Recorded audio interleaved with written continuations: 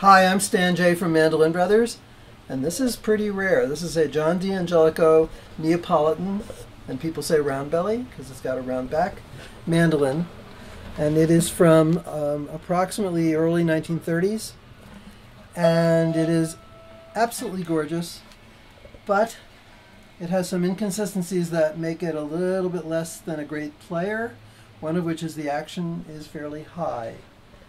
And that is due to the fact that strings pulling on the neck over many decades result in the neck angle to the body pulling forward somewhat, maybe just a little, but enough to make the action a bit higher than most people would find comfortable. So it plays fine in the lower positions right now.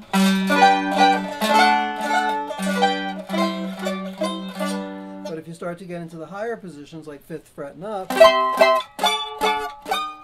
it gets stiff. It still plays, and it plays in tune.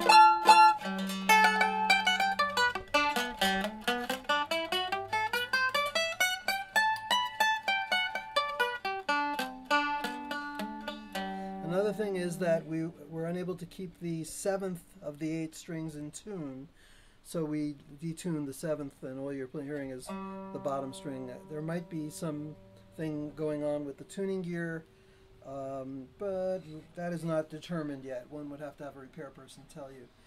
You know, otherwise, this is pretty clean. I mean, it has this 1 or 2 seam separations on the back. Not bad. They're just a little off, a little bit off. And one of the cracks meanders upward towards the middle of the back. But it's not a big open crack. It's like a hairline.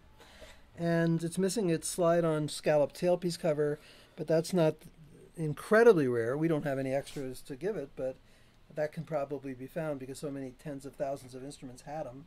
It's got a bridge which we think could be original. It's hard to say whether John D'Angelico would have put a bone saddle in an ebony bridge. Maybe yes, maybe no. Maybe somebody did that along the line to get the action down as low as it could possibly go. But you know, it's really not bad. I'd like you to read the full description on our website so that you get all the details of it. Considering how rare these are, and we've only had one other in our entire 40 years in business, I have to say that if having a John D'Angelico mandolin would complete your D'Angelico collection, this would be a really good one to have. Now, we are asking a reasonable price for it because we're selling it as is.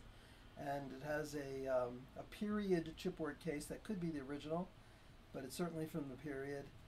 And if anybody's interested in owning this lovely mandolin and maybe taking it to a person that repairs Neapolitan mandolins and having some work done, we would love to see it get a really good home. And I'm sure John D'Angelico would also.